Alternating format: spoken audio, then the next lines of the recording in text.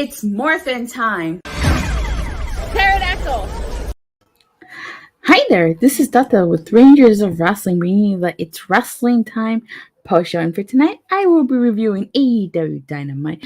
Wow, so much went down tonight. We had a surprise debut, we had a title change. Wow, but let's talk about what happened at the end of Dynamite. Okay, so you guys know that in the main event, it was a TNT championship match. It was Scorpio Sky versus Sammy Guevara. It was the title versus the undefeated. So Scorpio Sky is undefeated. So it was the title versus the Streak. It was a good match. But what was shocking was obviously the finish. Scorpio Sky is the new TNT championship. And he became TNT Championship after a distraction by Ethan Page and Paige Van Sant. That rhymes, Ethan Page and Paige. Paige Van Sant attacking Ty Conti, sending her crashing into the steel steps. And she signed her contract on Ty Conti. So now Paige Van Sant is all elite. And Scorpio Sky is the new TNT Championship, which means next week he will face Wardlow for the TNT title. Wow. That was that was not the first shocker of the night. The first shocker of the night has to be Jeff Hardy is now all elite. Jeff Hardy, let me see, Joe Shipley saying AEW is really fun to watch, but sometimes it's so inconsistent. It makes me wonder what is going on. It can be at times, depending on how you look at it. Jeff Hardy is all elite. So during the AFHO emergency meeting, Andrade said that they needed to vote to see if Matt Hardy was going to get kicked out. And he was assured, and Matt Hardy believed that Party would not vote against him. So he says that his boys won't. And Andrade tells him sometimes he's got to watch his back. So you see Private Party put their thumbs down, kind of like Triple H when they kicked Randy Orton out of Evolution. I will say that right now. And then, the crowd is chanting, Jeff, Jeff, Jeff. And we're thinking, oh my God, Jeff Hardy's going to come out. Jeff Hardy's going to come out. And instead, Sting and Darby Allin come out, which I was kind of like, I thought it was a letdown because I wanted Jeff, but I wasn't so sure of Jeff Hardy's contract situation. And then all of a sudden, that iconic theme song plays, and Jeff Hardy comes out, and he comes to save his brother, Matt Hardy. It was such a fun moment. It was so shocking. And according to Fightful Select, they did work on getting the iconic theme song because apparently the song Loaded isn't actually owned by WWE, despite it being used for over 2 decades for Matt and Jeff Hardy. It was produced by Zach Tempest and has actually appeared on Spike TV commercials and other things. So that means they were able to use the theme song. So it was an amazing debut. So happy, so shocking. Let me see. All right, but now let's kick off. So AEW Dynamite kicked off actually tonight with Chris Jericho coming out to the ring, basically saying that his match against Eddie Kingston was one of the greatest nights of his life. And even though he lost by tapping out, he wants to thank Eddie Kingston because he bought something out of him that he didn't even know was there. And he said that he's frustrated because he refused to shake Eddie's hands, and he wants to shake Eddie's hands.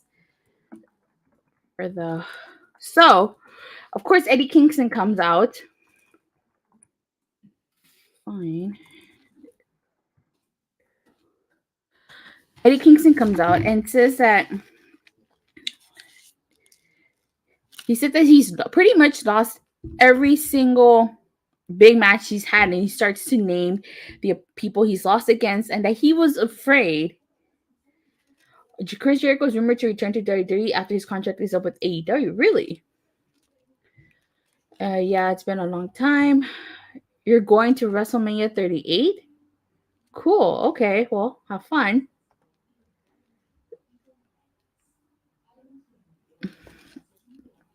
All right. So then Eddie Kingston goes on to say that he met people at FanFest that told him that they were looking, I think that made him believe in himself. And he said that he went back to his hotel room at the end of the match and he cried. And he says that if Chris Jericho is frustrated, it sounds like a Chris Jericho problem. He said he respected Lionheart, the man who knew Eddie Guerrero, the man who knew Dean Malenko. And Chris Jericho thanks Kingston for having the best match of his career. And then 2.0 and Daniel Garcia come out and attack. And then here's what caught me off guard. Santana and Ortiz also come out and attack 2.0 and Daniel Garcia. And I was a little confused because I thought Santana and Ortiz had split from the Pinnacle. I mean, from the Inner Circle, my bad. But, of course, ever Chris Jericho, it was I guess you could say it was a trick. It was a setup because Chris Jericho attacked and he turned on Santana and Ortiz. Jack Hager came out and looked all confused and stuff. And then he took a baseball bat and hit Eddie Kingston in the stomach. Jack Hager put Eddie Kingston through a table, and Jericho said they are now the Jericho Appreciation Society. Wow, so a new stable for Chris Jericho. Fun fact, Eddie Kingston is half white, half Puerto Rican. Wow, I didn't know that. I did not know that. Wow, so we got a new stable. So I guess it seems like the inner circle is no more after tonight. Then we had the AEW World Championship match. It was Dante Martin versus Hangman Adam Page. This is an incredible match. I think Dante Martin really held his own against Hangman Page. Of course, Hangman Page was victorious, and at the end of the match, Hangman basically put Dante Martin over, saying that he was incredible and that he knows that Darius just came back, and that if he ever makes it back in the singles competition, that spot, he definitely wants to face him again. Before I continue let me just continue. So then Adam Cole comes out and says that Hangman got lucky, and he challenged Hangman to a 6-man tag match and won't stop until he gets what he deserves. Okay, so let me see. Another fun fact. The Undertakers have alive, have dead. Sammy Guevara wore the Inner Circle during his entrance. Yeah, I know.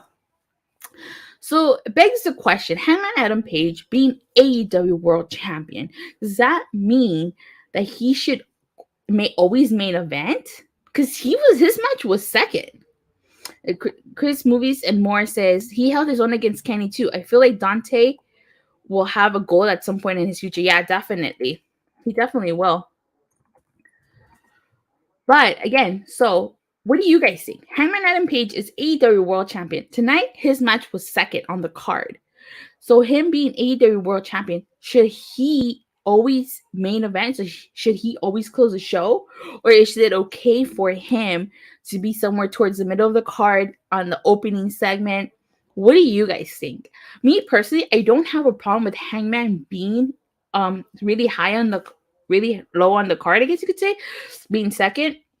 Because I feel like sometimes there might be other things going on that I don't want to say that are a bit more of importance than the AEW World title. I know you can argue and say that it's the AEW World Championship. It should be of high importance, and it should be. But I guess what I should say is there's probably other bigger storylines going on than that in the AEW World title scene. So, but what do you guys think? I'm curious to hear what you guys want to see, what you guys think. Should Hangman Adam Page being AEW World Champion, should he always main event Dynamite? Should he always main event the pay-per-views? It's pretty obvious what's main eventing next week, but I'll talk more about that later. No way. Joe Shipley says, no way. Hangman is so overrated. Really? You think he's overrated? Huh. Interesting. Why do you think that? But like I said, to me, I think it's okay if Hangman doesn't always main event, but that's just me. Everybody's entitled to their opinion, and feel free to agree or disagree. I think Jade Cargill should challenge Dr. Britt Baker, DMD, for the title match. No, not yet. She should have. If she wasn't TBS champion, I'd say yeah, but she's TBS champion, so no. All right, so then after this, we had the Workhorsemen versus the new team of Jon Moxley and Bryan Danielson, with William Regal in their corner. This was an incredible match. Moxley and Bryan ended up working really well together. I really, really enjoyed this match. I did. But I really like the promo at the end where Rigo was just basically talking about how he's been in this country, I think 39 years. He hasn't worked with Tony Schiavone in over 29, so he wanted to thank Tony Schiavone. He basically sent a message to the AEW tag team scene that you will not like the outcome of the match if you go up against Moxley and Bryan. And he says you will either step up or get stepped on. So I'm curious to see if they even go for the titles. I would love to see Jon Moxley and Bryan Danielson go for the AEW World Tag Team titles. And not to mention, William Regal did call Bryan Danielson the perfect wrestler. So that's a huge accomplishment. But interesting. Maybe someday they'll get a tag team song because they came out separately to their entrance music. Let's see. Chris, movies, and more.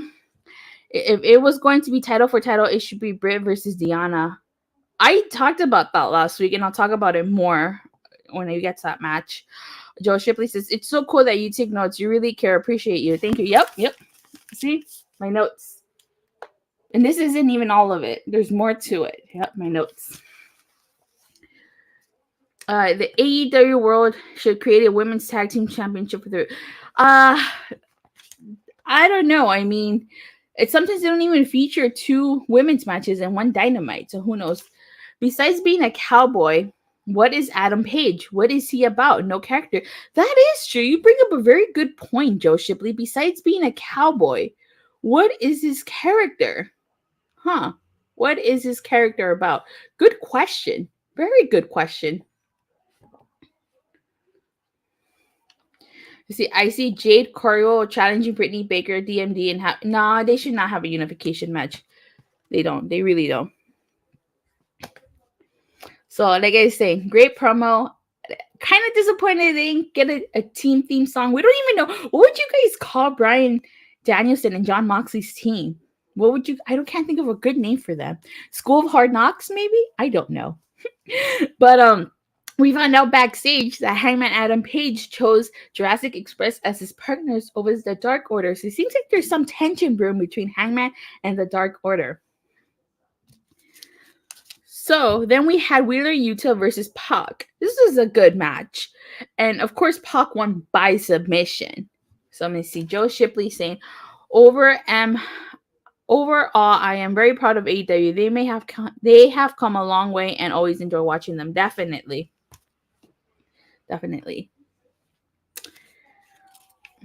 So then after that, like I said at the beginning, we had the AFHO meeting. But just to recap that really quickly, as I talked about that at the beginning, Jeff Hardy made his AEW debut during that AFHO segment. Adam Page is from my home state of Virginia. Oh, okay, that's cool. So then we had Wardlow, who turned on MJF last week. I mean, not last week, on Sunday.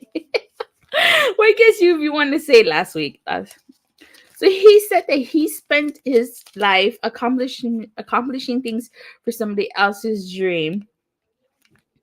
And he said he found himself making sure Max was fulfilling his dreams. He said he grew up very poor. And he said that Max was his way of getting his foot into the wrestling because he loved professional wrestling. And he says, it doesn't matter how much somebody helps you. It doesn't matter. He says, it doesn't matter how much somebody helps you. It doesn't give you the right to disrespect them. And disrespect you and disrespect a member of your family. So he says he's no longer a member of the Pinnacle and he's finally free, but he's still under MJF's contract, which he said the only thing he cares about now is the TNT title. So I'm actually really excited. So finally, the Wardlow face turn came, and it came before Veer even debuted on Monday Night Raw. But what do you guys think? You guys think MJF is going to cost Wardlow his title match next week? I think so. I think MJF is going to. Let me see. That was a really good promo. I'm definitely Team Wardlow. Me too. But MJF is going to be mad, and I don't think he's going to let Wardlow forget that. I honestly think he's going to cause Wardlow his title opportunity. So then we get a backstage segment with QT Marshall, who wanted to form an alliance with Keith Lee. And Keith Lee basically rejects him and says that he has a very large back, so he doesn't need anybody watching his back. Days without a Veer appearance. Yeah.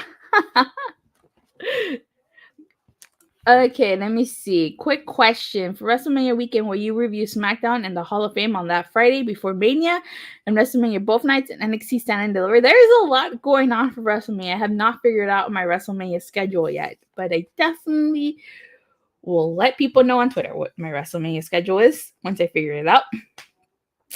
So next we had the AEW World Tag Team title match. It was Jurassic Express versus the Acclaimed, which was a great match. Of course, Anthony Bowens tried to hit Luchasaurus with the boombox, but he couldn't do it. Now, could he? But once again, Jurassic Express was victorious. I'm curious to see who they're going to lose their tag titles to. I thought they were going to lose them at Revolution to Redragon, but I guess not. I guess we still got more to do before that happens. And FTR fired Tully Blanchard, so curious to see where that goes. So then we had Leyla Hirsch versus Thunder Rosa. This was a fantastic match. Leyla Hirsch really took it to Thunder Rosa. She really did. But I am not surprised Thunder Rosa is victorious. Red Velvet stopped Leyla Hirsch from using the turnbuckle on Thunder Rosa, which allowed Thunder Rosa to be victorious. And I will say this, so I think we all saw this coming.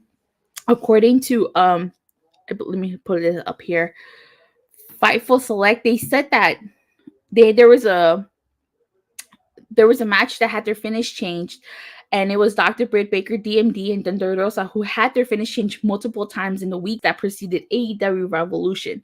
So that to me tells me that they were trying to decide what was going to happen, and they probably figured that it would be better to have Britt win at the pay-per-view, even though a lot of us disagreed with that, and then have Thunder Rosa win in her hometown in San Antonio, Texas, on the eve of the 1-year anniversary with her lights out match against Britt Baker. And we also found out after the match that it's going to be a steel cage match. So that should be a great match. It's going to be super exciting. But like I said during my Revolution review, Tony Khan now owns AEW. Deonna Purrazzo is the Ring of Honor. Tony Khan now owns Ring of Honor. And Deonna Purrazzo is the Ring of Honor Women's Champion. And she does do the Champ Challenge. So maybe Britt Baker might answer the Champ Challenge during Supercard of Honor weekend. Who knows? I mean, especially if she loses their title next week. She might want another title pretty soon. Just putting that out there, people. Just putting that out there. And like I said, I talked about in the beginning, the main event was a TNT Championship match. It was Scorpio Sky versus Sammy Guevara. It was a great match. New champion in Scorpio Sky, and Paige Van Sant is now All Elite. Also, too, we might, because Paige Van Sant attacked Ty Conti, I do think we might get ourselves a tag team match, a mixed tag team match player. Holla. But that's just me. It could be Scorpio Sky and Paige Van Sant versus Sammy Guevara and Ty Conti. I don't entirely know, but that's what I think the direction is heading to. Also, to some... Yeah, and that was pretty much it. So tonight's show was actually a really great show. I really liked it top to bottom. I'd say it's a 5 out of 5 tonight. And really, I think it was a perfect 10. A Ty Dillinger, if you ask me. Britt Baker is the second longest reigning AEW Women's World Champion in AEW history. Yeah, we're just right behind Hikaru Shida. So with that being said, thank you guys all so much for watching and for your continued support. Please don't forget to like and subscribe, and make sure you hit that bell so you get notified whenever I go live or release a new video. I'll see you guys tomorrow after Impact Wrestling. Bye.